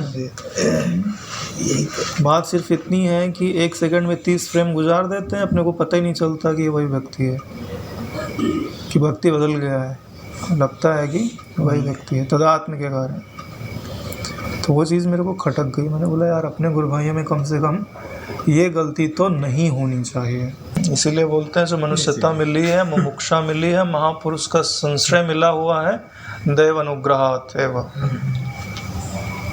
ईश्वर का अनुग्रह है तब आपको ये मिला है। ये मत सोचो हम इसके योग्य थे, हमको दे दिया गया है। सबसे ऊंचा प्रश्न सोचो प्रकृति आपको नीचे से ऊपर उठा रही है। अब जो नीचे नीचे चल रहा है उसके पास सामर्थ्य होती है ऊपर जाने की? सवाल ही नहीं। ऊपर जाने के लिए अलग से बल की जरूरत पड़ती है, यही तो सिद्धांत है। जो नीचे ही है उसको जब तक कोई नीचे से कोई सामर्थ्य लगा के उठाएगा नहीं तो ऊपर कैसे उठ सकता है? नीचे गिर सकता है नारायण। मनुष्य से कुत्ता बिल्ली हो सकता है, लेकिन कुत्ता बिल्ली से बिना ईश्वर की कृपा के वो मनुष्य नहीं बन सकता। इसलिए यहाँ बोल रहे हैं कि सज्जनों का यहाँ स्वभाव होता है कि वह आपत्तियों से आपको बचा लेते हैं। जो सतशास्त्र है ना आपके लिए सतजन है नारायण। गुरु के जो वचन हमको सुबह शाम सुनाई देते हैं वो हमारे लिए वो वचन सज्जन है। केवल कोई आकृति गढ़ दी गई वही सज्जन नहीं होता है। वह विचार, वह भाव, वह स्मृति, वह ग्रंथ, वह व्यक्ति, चलो व्यक्ति भी आ गए, जो आपको परमात्म तत्व की स्मृति कराता है उसे सज्जन ही समझना चाहिए। और वह आपकी सारी विपत्तियों को हरेगा। बड़े में बड़ी विपत्ति क्या है? अहम भाव का स्फुरित होना। और बड़े में बड़ी संपत्ति क्या है? उस अहम भाव का चिदाकाश तत्व में लीन हो जाए। चोट किसको पड़ती है? जो अपने आप को अलग कर दिया। जैसे पूरा समंदर पानी पानी है, उसी का एक छोटा सा हिस्सा बर्फ़ बन गया, अब लहरों में थपेड़े खा रहा है, इधर से उधर, उधर से उधर, उठा पटक रही लहर। और बोले मेरी दुर्दशा कब तक होती रहेगी? बोले जब तक तू अलग रहेगा, पिघल जा, पानी बन जा, कौन पटक रहा है तेरे को? ऐसे ही चित्त जब तक जड़ वस्तुओं का चिंतन करते करते ठोस बर्फ़ के जैसा हो गया है, तभी तक बेचारे को पीड़ा मिलती है। शरीर का स्थानांतरण होता है, बोले हमको यहाँ से वहाँ भेज दिया। अरे तुम्हारा स्थानांतरण होता है क्या? अरे भाई साक्षी में कब से देश के कारण भेद उत्पन्न होने लग गया? साक्षी में देश के कारण भेद होता है क्या? अरे देश का प्रकाशक ठहरा। बोले हम हिंदुस्तान में थे, अमेरिका चले गए। तुम चले गए कि तुम्हारा शरीर चला गया? अरे बहुत बड़ी बात है, बोलने में तो आता है, समझने में जिसको ऐसा अनुभव होने लगे कि सच में मैं नहीं जाता, शरीर ही जाता है, नारायण प्रणाम करने योग्य है। ऐसा तभी होगा कब, जब वो अधिष्ठान तत्व से एकता करेगा, साक्षी तत्व से एकता करेगा, तब ऐसा अनुभव नहीं होगा। तब उसे लगता रहेगा कि मैं भी चलता हूँ। क्यों? क्योंकि साक्षी तत्व को जो यथावत समझा नहीं, साक्षी का जो प्रतिबिंब अंतःकरण में पड़ रहा है वो उसी को मैं मानता है। तो प्रतिबिंब तो जाता हुआ दिखाई देगा ना, पानी लेके जाओ तो प्रतिबिंब भी जाता हुआ दिखाई देगा। साक्षी तत्व के विवेक से आपको यह अनुभव में नहीं आएगा कि मैं अचल हूँ। अधिष्ठान तत्व के तत्पद के शोधन से आपको समझ में आएगा कि मैं अचल हूँ, मैं चलता नहीं हूँ। जो अपने आप को आकाशवत व्याप्त अनुभव करता है वही बोल सकता है कि मैं अच्युत हूँ, अचल हूँ, कहीं आता जाता नहीं हूँ, मुझ में स्थानांतरण अंतःकरण के आभास के कारण ही प्रतीत होता है। तो लो भाई नहीं पूछ रहे थे, बोले चिदाभास किसको बोलते हो? चिद और आभास, चिद यानी ज्ञान, आभास यानी आने जाने वाला ज्ञान। जिसको हम जीव जीव बोलते हैं ना, उसी को शास्त्रीय भाषा में चिदाभास बोलते हैं। पूरा जीवत तो आपके जानने में आता है और वो एक जैसा नहीं रहता, हर पल बदल रहा है, हर पल आपका जीवत तो बदल रहा है, लेकिन घूम फिर के वो अपना जीव रूप पना छोड़ना नहीं चाहता। क्यों? अरे उसकी उत्पत्ति ही ऐसे हुई है, नारायण करेगा भी क्या वो? देखो, जब मन स्फुरित होना चाहता है तो स्फुरण के लिए उसको चाहिए सामर्थ्य, बिना सामर्थ्य के तो स्फुरित नहीं होगा। तो ईश्वर ने क्या किया कि भाई हाँ तू स्फुरित होना चाहता है, इच्छा तेरी सामर्थ्य मेरी, प्राण शक्ति से संयुक्त कर दिया। जैसे ही मन से प्राण जुड़ा वैसे ही बन गया जीव। जाओ पूरे अष्टका आकर के इकट्ठी हो जाए तो उसी को हम बोलते हैं। अरे भाई स्फुरन, प्राण जुड़ गया। स्फुरन के अंदर सब कुछ है, मन बुद्धि चित्त अहंकार मेरा तेरा सब, पूरा प्रपंच, पूरी सृष्टि उसके अंदर आ गई। भीम भास भट्ट को मार पा नहीं रहे थे तो किया क्या विष्णु भगवान ने? पूरे अष्टका के अंदर प्रवेश कर गए, अलग कर दिया। हे भैया तू स्फुरन अलग हो जा, हे प्राण तू अलग हो जा। और जैसे ही प्राण से स्फुरन अलग हुआ, स्फुरन में वासना थी नहीं, प्राण से अलग होते ही चैतन्य में विलीन हो गए। अभी हमारे प्राण उससे अलग तो होते हैं, लेकिन वासना के कारण फिर से हम प्राणों को खींच लेता है। इसलिए उसमें वासना नहीं थी, इसलिए भगवान ने फटाक से अलग कर दिया। संबर ने एक किया था, विष्णु भगवान ने अलग कर दिया, लीन हो गया उनका भीम भास भट्ट वपु। ऐसे ही अगर आपको भी निर्वाण प्राप्त करना है, अभी ये दो ही काम करना है। क्या? अपने स्फुरन से जितनी भी इच्छाएं हैं उनको निकाल दीजिए और प्राण से अलग कर दीजिए। ये जो आप चित्त को लीन करते हो ना, चित्त को लीन करना ही प्राण से अपने आप को अलग करना। चित्त यानी मन, मन और प्राण दोनों एक ही संज्ञा है। प्राण है तो मन है, मन है तो प्राण है। भगवान ने ऐसे ही जोड़ा है उनको। समाधि में न मन रहता है और न प्राण का स्पंदन रहता है। अगला श्लोक है, उसमें कहते हैं कि जो विवेकी है उसकी बुद्धि पहले से ही दूसरे का धन लेने से विरत बनी रहती है। जो विवेकी है, विवेकी किसको बोलते हैं? हाँ, जिसके सुख का आश्रय वह स्वयं है और दूसरा कोई नहीं है, उसी को विवेकी बोलते हैं। अगर आपके सुख का आश्रय अभी भी बाहर है तो आपको विवेकी नहीं कहा जाएगा, भले आपको शास्त्रों का ज्ञान कितना क्यों ना हो। यानी यदि आपके सुख का आश्रय, आपके ज्ञान का आश्रय आपका वास्तविक मैं है, यानी आत्मा है, अनात्मा नहीं है, तो आप विवेकी हो। तो जब उसका आश्रय वो स्वयं हो गया, यानी अब उसकी बाहर जो भी प्रवृत्ति है वो अत्यंत न्यून होती जाएगी। अगर बाहर प्रवृत्ति बढ़ रही है, इसका मतलब है कि वो भीतर की ओर गति नहीं कर रहा है। षट संपत्ति में जो भी चीज़ें आती है ना, शम बोलते हो, दम बोलते हो, ये सब क्या आपको बाहर ले जा रहे हैं?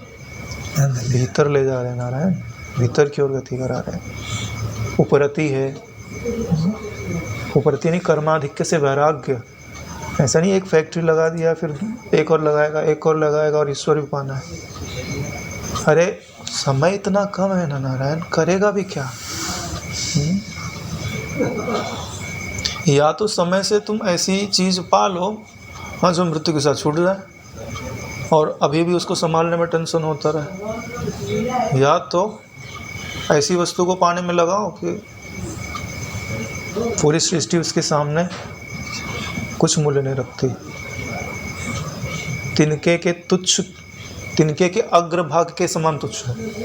पूरा तिनका भी नहीं बोला, तिनके के अग्रभाग के समान तुच्छ है। तो बोलते हैं कि जब उसको अपने ही धन से विरति है, घर में पड़ा है तो पड़ा रहे, वो बैठा है समाधि लगा के, ध्यान लगा करके अपने अंदर में ही आत्म अनुसंधान कर रहा है, अपने भीतर ही विश्रांति प्राप्त कर रहा है, तो दूसरे का धन लेने जाएगा वो? अपने ही धन का उपयोग करने से वो विरत हो रहा है। यहाँ धन का अर्थ क्या समझना चाहिए? देखो, धन शब्द केवल पैसा नहीं होता है। गोधन, गजधन, वाजधन और रत्न धन चार, जब आया संतोष धन सब धन धूरी समान। वैसे धन शब्द बना है, अगर आपको इसे और अच्छे से समझना है ना, ऐसी वस्तु जो आपको धन्यता का अनुभव करा दे, कृत्यता का अनुभव करा दे, वास्तव में उसको धन बोलते हैं। और सब लोग धन की प्राप्ति के लिए ही यत्न करते हैं। चाहे भाई जो शाश्वत धन प्राप्त करना चाहता है, कोई नश्वर धन में संतुष्ट हो गया, धन तो सबको चाहिए ना। यानी जो आपको धन्यता का अनुभव कराता है, कृत्यता का अनुभव कराता है कि अब मेरा जो मुझे पाना था वो मेरा पूरा हो गया इस वस्तु को पाने के उपरांत, तो वही वस्तु आपके लिए क्या कहलाती है? धन हो गई। तो दूसरे का धन लेने से विरत बनी रहती है और अपने ही अर्थों से उसे संतोष बना रहता है। यानी अपने पास जो भी उपलब्ध है, बोले इससे जीवन यापन चल रहा है, अब बाहर और मैं पसारा करने से रहा। हाँ, दूसरे के मकान में रह करके जीवन कट जा रहा है तो खुद का मकान क्यों बनाना? भाई ये बातें जो है ना फक्कड़ लोगों के लिए है, गृहस्थ लोगों के लिए नहीं है। नहीं तो कल आकर के बोलोगे कि ऐसी बात योग वशिष्ठ में आई और हमारा बेड़ा गर्क हो गया। क्योंकि ये सतयुग का समय नहीं है, क्योंकि न त्रेता युग का समय जब राम जी का समय था, क्योंकि उस समय तपोबल इतना हुआ करता था कि अगर धन ना होए संकल्प कर दे तो वस्तु आ जावे। लेकिन अभी ऐसा नहीं है। इसके लिए सोच विचार करके देश काल के अनुसार निर्णय लेना चाहिए कि कहीं ऐसा ना होए कि अपने पास जो धन है वो लुटा डाले और बाद में जब आपको आवश्यकता पड़ी तो जो समय आपको ध्यान भजन में जाना चाहिए था वो समय दूसरे से धन मांगने में चला गया और धन लेने के पश्चात उनको कमा के वापस दो, तो 2 गुना समय आपका ना बिगड़े, ये भी ध्यान में रखिए। ऐसा नहीं, क्योंकि ये सारी बातें देश काल के अनुसार बदलती रहती हैं। बात बता दे रहा हूँ भाई, बाकी बाद में नहीं बोलो कि आकाश भाई ऐसा ऐसा बोल रहे थे। हमने अपना दूसरे के धन ग्रहण से विरत तथा संतोष रूपी अमृत से निर्भर विवेकी पुरुष क्रम से उत्तरोत्तर अपने स्वार्थों की भी उपेक्षा करने की इच्छा करता है। यानी दूसरे का धन लेने से तो रहा, लेकिन अपने पास जो भी वस्तुएं उपलब्ध हैं उनमें भी वो अत्यंत न्यून चीज़ों का ही उपयोग करता है और धीरे धीरे ज्यों-ज्यों भीतर जाते जाएगा वैसे बाहर की उसकी आवश्यकता कम होती जाएगी। इसके लिए उत्तरोत्तर यानी धीरे धीरे जैसे अंदर गति हो रही है वैसे, ज़बरदस्ती छोड़ दिया ऐसा नहीं, क्रम से ये घटना अपने आप घट रही। बलात् करने की कोशिश मत करो, ये स्वाभाविक प्रवृत्ति है।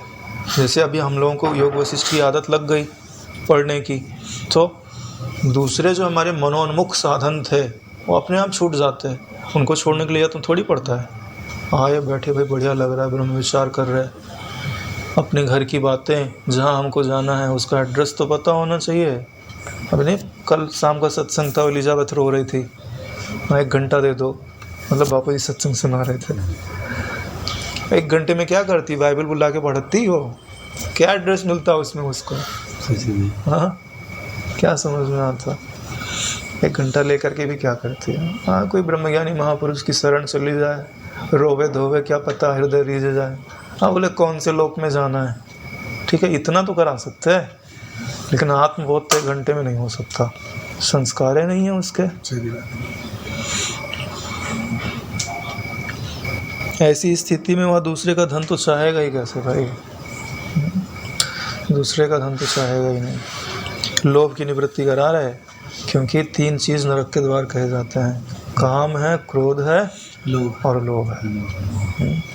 क्योंकि ये एक ऐसी प्रवृत्ति में आपको उलझा देते हैं ना, जहाँ से आप निवृत्त नहीं हो पाओगे, और जब तक आप बाहर से निवृत्त नहीं होगे तो भीतर में प्रवृत्त कैसे हो पाओगे?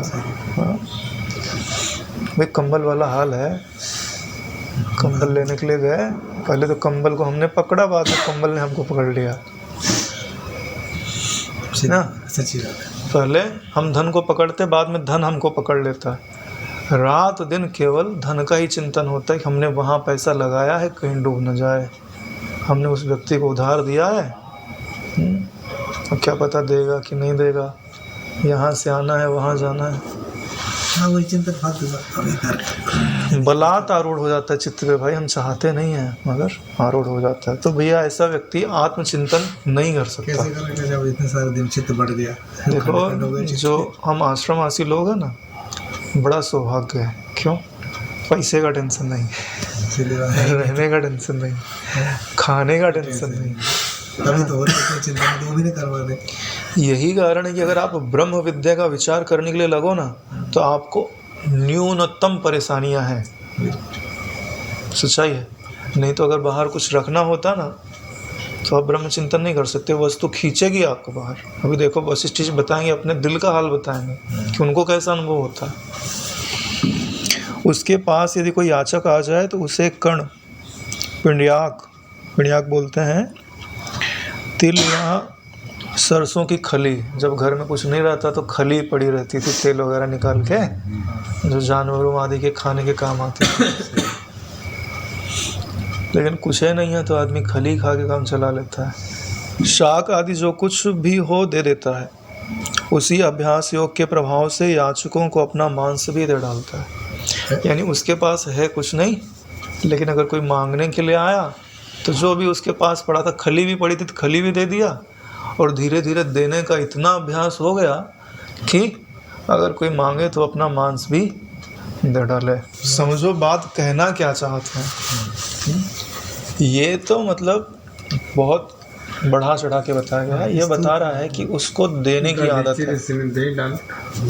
दे दिया, लेकिन ये इसका अर्थ कुछ दूसरा। हाँ, ये बता रहा है कि आपकी देने की आदत कितनी प्रबल है। यहाँ मांस देने का अर्थ शरीर के मांस तो बाहर की बात है। देखो, आपको वास्तव में ब्रह्म विद्या में त्याग करना होता है, ठीक है।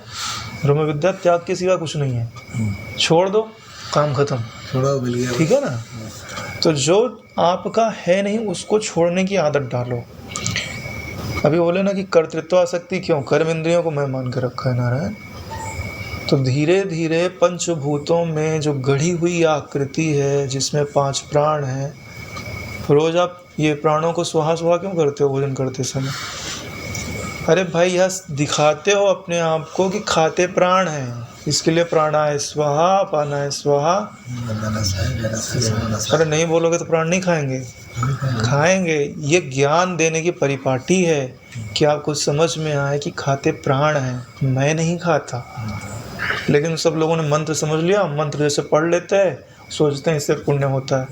होता होगा, राम जाने, लेकिन ज्ञान यह बताता है, जो भी मंत्र हैं, जब तक आप उनके अर्थ का साक्षात्कार नहीं करते ना, तब तक उनका पूरा प्रभाव प्रकट नहीं होता। तो मांस दे डालने का मतलब है कि जो हमारा स्वरूप है वो दे डालने। जैसे अपने आप को मनुष्य मानते हो तो आप मांस दे रहे हो, यानी अपने आप को ही दे रहे हो, ठीक है। ऐसे ही जब आप आत्मज्ञान की ओर उपलब्ध होना चाहते हैं तो जो आपका अत्यंत प्रिय है, मांस आपका अत्यंत प्रिय है, दोगे तो पीड़ा होगी। ऐसे ही आपका जो अहम है परिच्छिन्न वाला, वो भले आपको प्रिय लगता है, लेकिन गुरु अगर मांग रहे हैं ना तो हम देने को तैयार हो जाओ, ये इसका अर्थ है। फिर मत बोलो कि गुरु जी ये तो हमको बहुत प्रिय लग रहा है, हम नहीं देंगे। आखिर कब तक नहीं बापू जी बोलते हैं, अरे पूरे का पूरा दे डालो हमको, कभी हाथ देते हो कभी पूरे का पूरा देने का मतलब यही होता है कि मांगने वाला, या मांगने वाला कोई व्यक्ति नहीं आता आपके पास, मांगने वाला ज्ञान आता है। ज्ञान मांगता है कि मेरा जो हिस्सा है वो मुझे दे दो। बोले क्या हिस्सा है तुम्हारा? जो कुछ भी तुम्हारे अनुभव में आता है वो सब मेरा है, दे दो। अरे तभी तो पता चल रहा है वो ज्ञान का विषय है ना, तो जो ज्ञान का विषय है उसको ज्ञान को दे दो, फिर जो शेष रहेगा वो तुम हो। इसीलिए ये बात आई हुई है। आगे कहते हैं विवेक के अनुसरण से जिसका चित्त लीन हो गया है।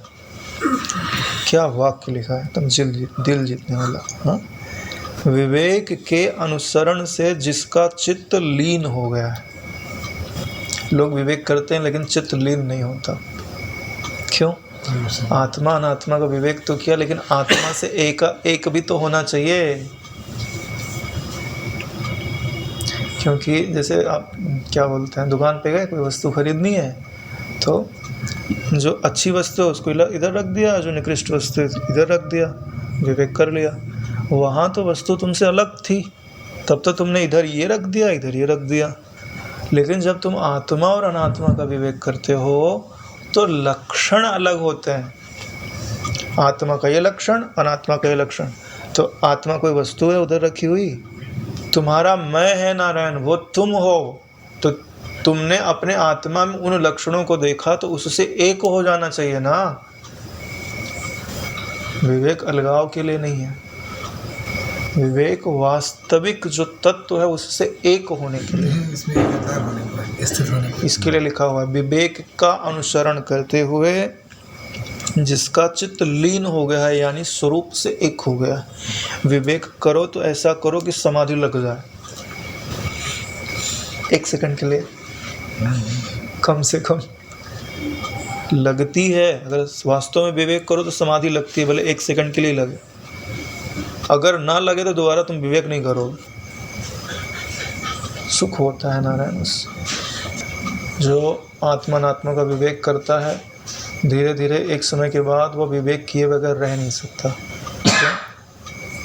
क्योंकि विवेक करने पर ही अनात्मा से पीछा छूटता है और अनात्मा में ही तीनों ताप रहते हैं। प्रकाशक में कोई ताप है? प्रकाश से में ताप है नारायण। प्रकाश से में जो वस्तुएं वो बदलती हैं, उन्हीं के कारण शरीर में परिवर्तन हो गया तो व्याधि, मन में परिवर्तन हो गया तो आदि, बुद्धि में मोह आदि आ गया तो उपाधि, और तीनों दृश्य ही तो है।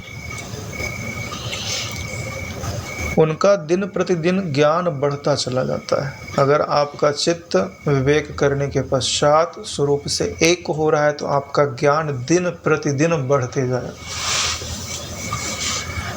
अगर नहीं बढ़ रहा है इसका मतलब हम वस्तु की तरह विवेक कर रहे हैं। जो हमारा स्वरूप है विवेक करते हुए उससे उसका लक्षण वहाँ नहीं रख रहे जहाँ रखना चाहिए था, उसके प्रतिबिंब में रख रहे कहीं। बुद्धि वृत्ति में उसका एक प्रतिबिंब बना लिया कि आत्मा है और उसमें उन लक्षणों को रख दिया।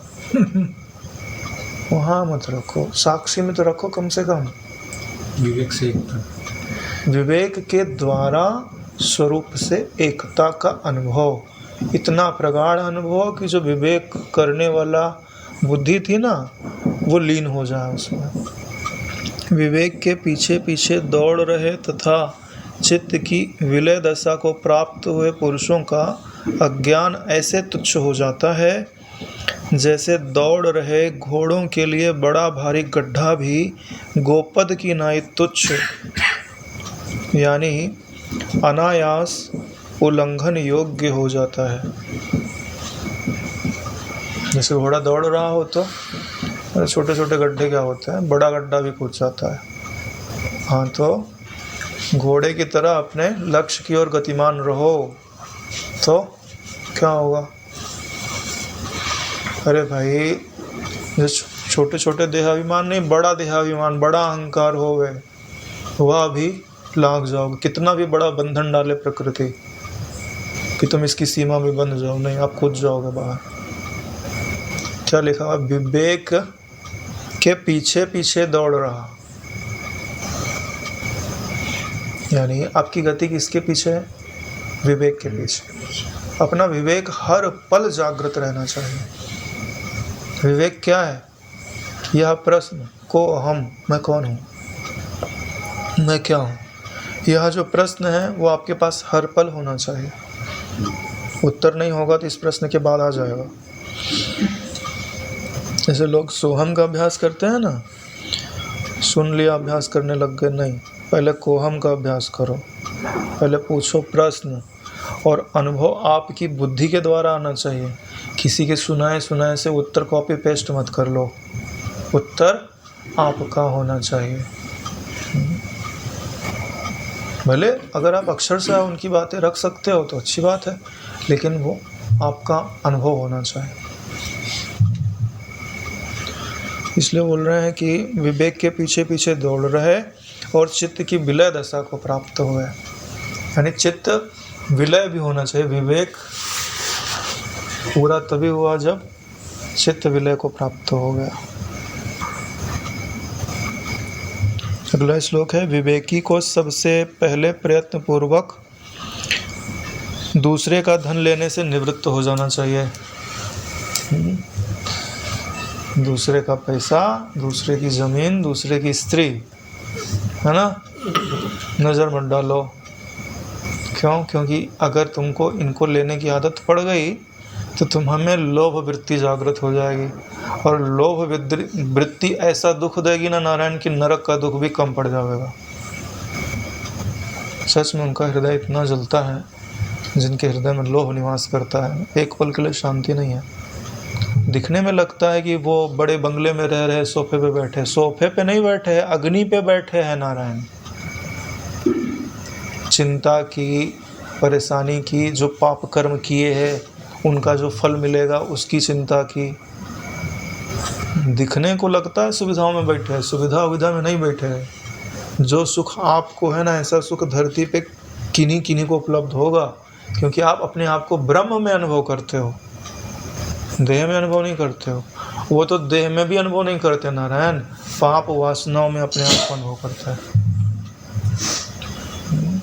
बोलते नहीं औरंगजेब मरने पे आया तो छटपटा रहा था, सारे कर्म खड़े हो जाते हैं मृत्यु सैया पर पड़ते ही। बोले तुमने ये किया।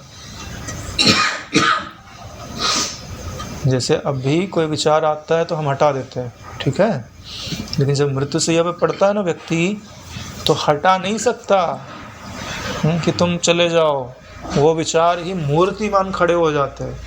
जब इस प्रकार भले प्रकार अभ्यास कर लेता है कि दूसरे का धन लेने की उसे आवश्यकता नज़र नहीं आती, तो फिर अपने विवेक से स्वार्थों से भी विरक्ति ग्रहण कर लेनी चाहिए। जो उसके पास वस्तुएं उपलब्ध हैं, अब उनके भी उपभोग में वो अपनी वृत्ति को नहीं लगा रहा है, समय नहीं है।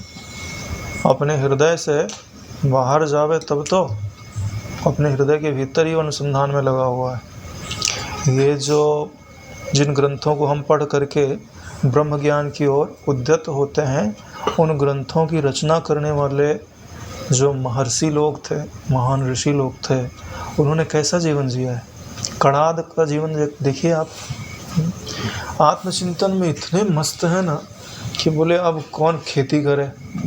उस समय तो पट्टा वट्टा करने की ज़रूरत नहीं है, जंगल में बहुत खेत ज़मीन पड़ा रहता था, बो डालो और काट लाओ, ठीक है। क्या करते थे लोग, काट के ले जा लेते थे, तो जो कण गिरे रहते थे उसको बिन करके लाते थे, चुन करके, और उसी से उनका जीवन यापन चलता था। और उन्होंने जो ग्रंथ लिखे हैं, यानी आत्म अनुसंधान में, भाई इसके बाद क्या होता है, भीतर वृत्ति जाती है, फिर क्या होता है, ब्रह्म का स्वरूप क्या है, क्या लक्षण है, उसका कैसे अनुभव होता है, इन सब में उन्होंने जैसे अभी वैज्ञानिक रिसर्च करते हैं ना बाहर, बड़े बड़े लैब लगा के करोड़ों रुपए के, उनका अंतःकरण ही लैब होता है। और उनकी दृष्टि बाहर, इनकी दृष्टि भीतर। तभी तो भैया हर एक श्लोक में विज्ञान की गहराई से गूढ़तम बातें लिखी हुई हैं। इसके बाद भोग निवृत्ति के साथ साथ अपने स्वार्थों को भी क्रमशः तिलांजलि दे देनी चाहिए, क्योंकि तत्वज्ञ लोग उत्तम शांति के लिए यही काम किया करते हैं। अपने स्वार्थों को भी तिलांजलि दे रहा है, क्यों? क्योंकि उत्तम जो लोग होते हैं, यानी कि उत्तम वस्तु को जो प्राप्त करना चाहते हैं और उत्तम शांति को उपलब्ध होना चाहते हैं, वो यही कार्य करते हैं कि जो श्रेष्ठ वस्तु है उसको प्राप्त करने में ज़्यादा समय लगाओ, ज़्यादा प्रयास लगाओ। जो निकृष्ट वस्तु है उसमें अगर लॉस भी हो जाता है ना तो चलेगा, कठिनाई होती है ना तो चलेगा। जैसे है कोई सोने की खदान की तरफ गाड़ी जाती होवे, ठीक है, और उसमें सीट वीट ना होवे, खड़े रहना पड़े और लटक के जाना पड़े। और एक कोयले की खदान की ओर गाड़ी जाती हो जिसमें एसी होवे, पाँव फैला के सो के चले जाओ, तो आप जाओगे किधर? हे राम जी, यह बात आप निश्चित मानिए कि जीवन पर्यंत जैसा अर्थोपार्जन के लिए झेला गया दंड रूप ऐहिक पारलौकिक दुख है, वैसा दुख इस जगत में करोड़ों नरकों में भी विद्यमान नहीं है। यानी धनोपार्जन के लिए, धन को प्राप्त करने के लिए जैसा प्रयास जगत में करना पड़ता है, उसके लिए जो शारीरिक और मानसिक कष्ट झेलना पड़ता है, जो दास्ता झेलनी पड़ती है लोगों की, बोलते हैं वैसा कष्ट इस जगत में करोड़ों नरकों में विद्यमान नहीं है। देखो, नरक में जो है ना, मानसिक पीड़ा नहीं दी जाती, शारीरिक पीड़ा दी जाती है। पर मन के अंदर कोई घुस नहीं सकता, देंगे तो शरीर को ही देंगे और तुम वो दर्द मन तक अपने आप ले जा लोगे। लेकिन यहाँ शरीर अलग रहता है, शरीर को कोई पीड़ा नहीं है, मगर मन को इतनी पीड़ा दी जाती है ना, इसीलिए बोला गया है कि करोड़ों नरकों में भी विद्यमान नहीं है, जबकि नरकों में बड़े भयानक दुख होता है। क्यों बोला गया है? क्योंकि नरकों में मानसिक दुख नहीं होता है, शारीरिक दुख होता है। हाँ, तुमको ठंडे स्थान में रख दिया जाएगा, कपड़े नहीं दिए जाएंगे, गर्म स्थान में जलाया जाएगा, शारीरिक दुख हुआ ना। मानसिक दुख माया देती है, कि दुख होवेगा दूसरे को और रोओगे तुम, इसी को मानसिक दुख बोलते हैं। अरे जो व्यक्ति अपने शरीर के दुख से नहीं टूटता, वो दूसरे का दुख देख करके टूट जाता है। अरे भैया, माया अच्छे अच्छों को परास्त कर देती है, उसको पता है किस व्यक्ति को कैसे तोड़ा जाता है। जो मूढ़ पुरुष हैं उनको पारलौकिक दुखों का स्मरण भले ही ना हो। जो मूढ़ है उसे पारलौकिक दुख यानी नरक में जो दुख दिया जाता है ना, पर ऐहिक दुखों का तूने स्मरण करना ही चाहिए। लेकिन इस जगत के दुखों का तो स्मरण कर लो, भले विवेक से आपको मृत्यु के उपरांत होने वाले दुख दिखाई नहीं देते, तो कम से कम अभी जो दुख दिख रहे हैं वो तो याद कर लो। कम से कम अभी खांसी आ रही है तो खांसी का दर्द तो याद रखो कि ये शरीर रहने के योग्य नहीं है। जरा खांसी आती है, सिर दुखता है, कमर दुखती है, हम अभी के दर्द है ना। हे भद्र, आसन के लिए, शयन के लिए, सवारी के लिए, जाने के लिए, आनंद मनाने के लिए तथा अपने जन के लिए, देखो पहले आपके लिए बताया गया, फिर आपके जन के लिए, यानी आपका परिवार है तो माता पिता पुत्र आदि के लिए। पुरुषों को कितनी बड़ी मानसिक चिंता बनी रहती है, बड़ी चिंता होती है, इनका क्या होगा, कौन संभाल रखेगा, होती होगी भाई, है ना। इसलिए अज्ञानियों को उसे अवश्य स्मरण करना चाहिए। अज्ञानियों को क्यों बोल रहे हैं? क्योंकि भाई वही तो ज्ञान से छूटने के लिए यत्न करेगा, ज्ञानी जन तो पा लिए। करना चाहिए कि अर्थोपार्जन के लिए यहाँ कितना दुख है, धन कमाने के लिए कितना दुख है। भद्र यदि विवेक से विचारा जाए तो ये अर्थ बड़े भारी अनर्थ रूप हैं।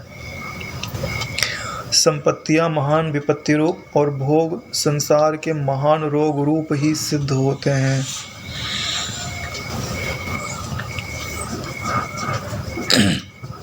तो अर्थ बड़े भारी अनर्थ रूप हैं, स्पष्ट अर्थ है इसका, क्योंकि आप अर्थ में मानते क्या हो? धन, परिवार, ठीक है। तो क्या अनर्थ का मतलब क्या होता है कि इनसे जो कुछ भी आपको प्राप्त होता है वो सिर्फ प्राप्त होता हुआ दिखता है, प्राप्त नहीं होता।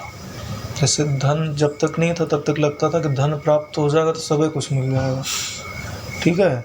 लेकिन धन प्राप्त हो गया तो फिर शरीर में रोग आ गया, अब रोग निवृत्ति के लिए लगो। परिवार में कलह हो गया तो कलह की निवृत्ति के लिए लगो। तब तक उम्र पूरी हो गई, अब आगे तो धन काम आवेगा नहीं। हाँ, पंडित जी से सुन लिया कि भाई इसके बाद जो तुम्हारे दुष्ट कर्म है उसका दंड मिलेगा, अब उसकी चिंता से कौन छुड़ावे। तो यहाँ के जो अर्थ थे, अगर आप विचार करोगे तो देखोगे कि इनसे वास्तविक अर्थ की सिद्धि नहीं हो रही, इसलिए इनको अनर्थ बोला जा रहा है। और क्योंकि आप अर्थ के अर्जन में कुछ ना कुछ 19-20 तो करोगे ही करोगे। कबीरदास जी का बढ़िया आता है, आधी अरी रूखी भली, सारी सो संताप, जो चाहेगा चुपड़ी तो बहुत करेगा पाप। इसके लिए कम से कम में गुजारा हो जावे और बाकी जो समय पुरुषार्थ ऊर्जा बचती है उसको अपने आत्मोन्नति में लगावे। संपत्तियां महान विपत्ति रूप हैं और भोग संसार के महान रोग रूप ही सिद्ध होते हैं, क्योंकि जिस इंद्रिय का भोग आप ज़्यादा करोगे वो इंद्रिय जो है कमज़ोर होने लगेगी और धीरे धीरे उसमें रोग निवास करने लग जाएंगे। परंतु मोह के कारण प्राणी उनको वैसा समझता नहीं, यानी संपत्ति को समझता है संपत्ति है। विवेकी को संपत्ति विपत्ति लगती है। अभी जो ईश्वर की ओर उन्मुख नहीं होता है उसको भाई बहुत बढ़िया कमरा होना चाहिए, एसी लगा हुआ होना चाहिए, गद्दे आदि होने चाहिए तो हम आराम से सो सके। और जो ऐसे भी महात्मा जन हुए हैं कि जो कंकड़ बिछाते थे उसके ऊपर कंबल बिछाते थे और फिर सोते थे। क्यों? क्योंकि भाई ज़्यादा नींद आवेगी तो फिर ईश्वर का भजन कैसे होगा। दोनों की दृष्टि में अंतर है ना। तो एक को जो संपत्ति है वो विपत्ति लग रही है, नींद आएगी उसके लिए नींद संपत्ति हो गई और उनके लिए नींद विपत्ति हो गई। परिणाम में क्या प्राप्त होता है? परिणाम में एक वह वस्तु प्राप्त कर लेता है कि जो शाश्वत है और एक वह वस्तु प्राप्त कर लेता है जो दुख रूप है ना। देखो, वस्तु नहीं मिली तो वस्तु की इच्छा परेशान करती है, वस्तु मिल गई ठीक है, उसको भोग लिया तब आसक्ति हो गई, जब तक है तब तक आसक्ति, और नहीं है तो फिर उसको पाने की फिर से इच्छा। हर समय कुछ न कुछ आपको लगा ही रहेगा। जब तक पुरुष निंदनीय ऐहिक या पारलौकिक अर्थों के लिए महान दुख रूप अनर्थ झेलने की इच्छा नहीं करता, तभी तक पुरुष चिंतित अर्थों के कारण उत्पन्न संताप से नहीं सूखता। कहने का अर्थ है कि ये जो निंदनीय इस लोक के या पारलोक दूसरे लोकों के जो अर्थ हैं, अगर आप उनको पाने के लिए इस संसार में पचने के लिए जो इनका कष्ट है उस सहने के लिए तैयार मत हो। भाई हमको इस संसार का कष्ट नहीं सहना है, ये वस्तुएं नहीं मिलेंगी तो चलेगा, ठीक है।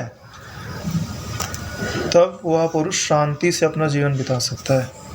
इसके लिए लिखा हुआ है कि तभी पुरुष चिंतित अर्थों के कारण उत्पन्न संताप से सूखता नहीं है। कम से कम में हमारा गुजारा हो जाएगा, हमें अधिक नहीं चाहिए, क्योंकि अधिक के लिए अधिक मूल्य चुकाना पड़ता है। जिस पुरुष को मोक्ष का सुख सदा के लिए सबसे बढ़ चढ़कर जचता हो, जिसको मोक्ष का सुख सदा बढ़ चढ़ के लगता हो, वह पुरुष धन को यह समझे कि यह जगत रूपी तिनके के अग्रिम हिस्से के सदृश अत्यंत तुच्छ है। अगर आत्म सुख चाहिए तो जगत को इतना मतलब 2 कौड़ी का भी नहीं समझना चाहिए। ऐसे ही बोलते हैं। अगर हमने इनको ज़्यादा मूल्य दे दिया ना, नारायण आपके हृदय को दुखी करेंगे। सच्चाई है, किसी को मूल्य मत दो। हाँ, तुम सब 2 कौड़ी है, हमारी आत्मा के समक्ष तुम्हारा कोई मूल्य नहीं है। इसी को तो प्रेम बोलते हैं। अगर तुमको 2 कौड़ी वाली वस्तु से प्रेम हो गया ना, तो तुम इतने बड़े व्यक्ति का अनादर कर दोगे, परमात्मा का अनादर कर दोगे। परमात्मा से प्रेम हो जाए, तुम सब 2 कौड़ी का। हाँ, तिनके के समान तुम लोग तुच्छ हो जाओ, निकलो यहाँ से। अज्ञानियों के पास जाओ, जिनको विवेक प्राप्त नहीं है ना, उनके पास जाओ, उनको दुखी करो, है ना। पीछा छोड़ो हमारा, है ना। हमारे पास गुरु के ज्ञान की मसाल है। यह समझकर उससे शांति ग्रहण कर